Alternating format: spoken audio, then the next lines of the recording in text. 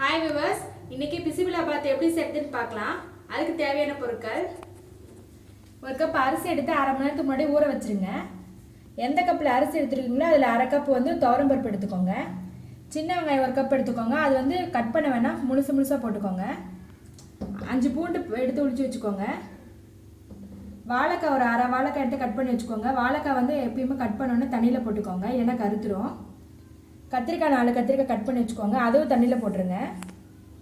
2 தக்காளி பழம், 3 முருங்கைக்காய், ஒரு உருளைக்கிழங்கு, ஒரு கேரட், 4-5 பீன்ஸ், 2 டீஸ்பூன் தேங்காய் துருவல், புளி நெல்லிக்காய் அளவு எடுத்து தண்ணியில் போட்டு ஊற வச்சுருங்க. மஞ்சத்தூள் 1/4 டீஸ்பூன், சாம்பார் பொடி 2 டீஸ்பூன் எடுத்துக்கோங்க.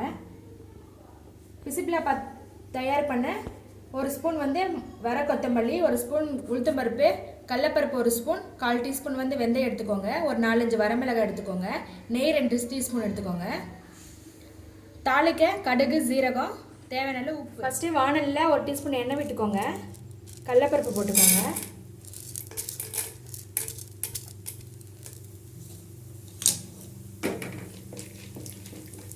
அடுத்து உளுந்து போட்டுக்கோங்க.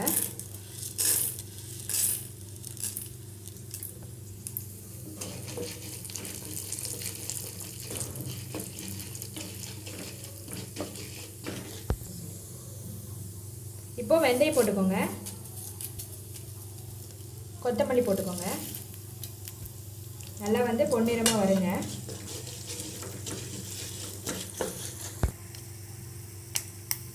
இப்போ வரமிளகாய் போட்டு நல்லா வருங்க. அதோட தேங்காய் துருவலை போட்டுக்கோங்க. எல்லாம் சேர்த்து நல்லா வறுத்துருங்க. எல்லாம் வறுத்தாச்சு. இதை ஆற விட்டு மிக்சியில் போட்டு அரைச்சிட்டோமா பிசிபிலாபாத் மசாலா ரெடி ஆகிடும். குக்கரில் 4 ஸ்பூன் எண்ணெய் விட்டுக்கோங்க. அதோட 1 ஸ்பூன் நெய் விட்டுக்கோங்க.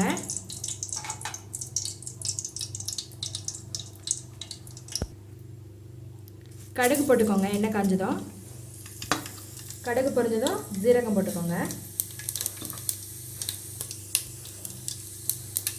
சின்ன வெங்காயம் போட்டுக்கோங்க. பூண்டு,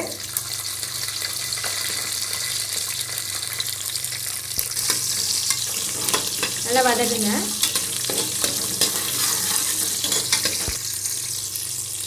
அடுத்து தக்காளி போட்டுக்கோங்க.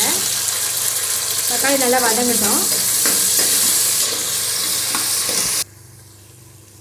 தக்காளி நல்லா வதங்கிடுச்சு. இப்போ பீன்ஸ் போட்டுக்கோங்க.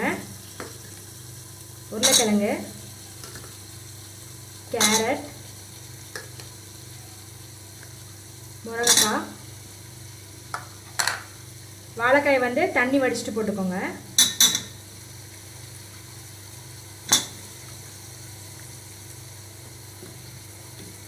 அதே போல் கத்திரிக்காயும் தண்ணி வடிச்சிட்டு போட்டுக்கோங்க.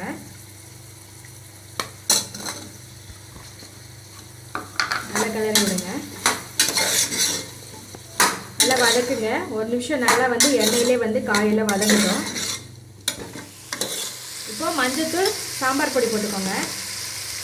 அதோட தேவையான அளவு உப்பு போட்டுக்கோங்க. உப்பு சேர்த்து நல்லா கலக்கி விடுங்க.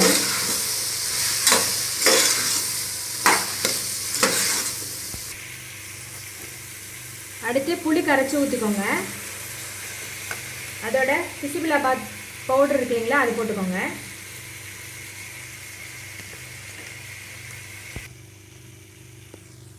இப்போ தண்ணி ஊற்றிக்கலாம். எப்போவுமே நம்ம நார்மலாக 1 டம்ளர் அரிசிக்கு 2 டம்ளர் தண்ணி வைப்போம். ஆனால் பிசிபிலாபாத்துக்கு மட்டும் 1 டம்ளர் அரிசிக்கு 3 டம்ளர் தண்ணி வைக்கணும். நம்ம பருப்பு சேர்த்து போட்டதுனால இப்போ 5 டம்ளர் தண்ணி ஊற்றிக்கலாம்.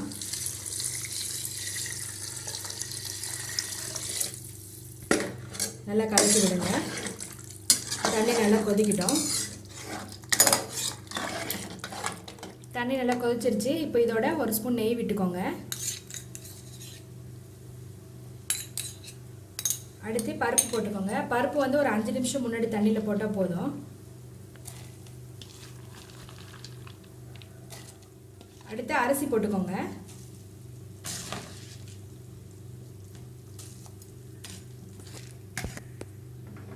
நல்லா கலக்கி விட்டுக்கோங்க. ஏன்னா உப்பெல்லாம் அடியில் இருக்கும். உப்பு காரம் எல்லாம் கரெக்டாக இருக்கான்னு செக் பண்ணிக்கோங்க. இப்போ குக்கர் மூடி போட்டுக்கோங்க. 3 விசில் விடுங்க. ஃபஸ்ட்டு விசில் மட்டும் ஹையில் வச்சு விடுங்க. மீதி 2 விசில் வந்து ஸ்லோவாக வச்சுக்கோங்க. குக்கர் 3 விசில் வந்துருச்சு. ஓப்பன் பண்ணி பார்க்கலாம். பாருங்கள், சாதம் நல்லா வெந்திருக்கு. இப்போது இது கிளறி விடலாம். மெதுவாக கிளறி விடுங்க, இல்லைன்னா ரொம்ப குழண்டு போயிடும். பிசிபிளாபாத் வந்து இந்த மாதிரி குழண்டு இருந்தால் தான் டேஸ்ட்டாக இருக்கும். டேஸ்டான பிசிபிளாபாத் ரெடி ஆகிடுச்சு. நீங்களும் இதே போல் வீட்டில் ட்ரை பண்ணி பாருங்கள். பிடிச்சிருந்தா எங்கள் சேனலை சப்ஸ்கிரைப் பண்ணுங்கள். உங்களோட கமெண்ட்ஸை சொல்லுங்கள்.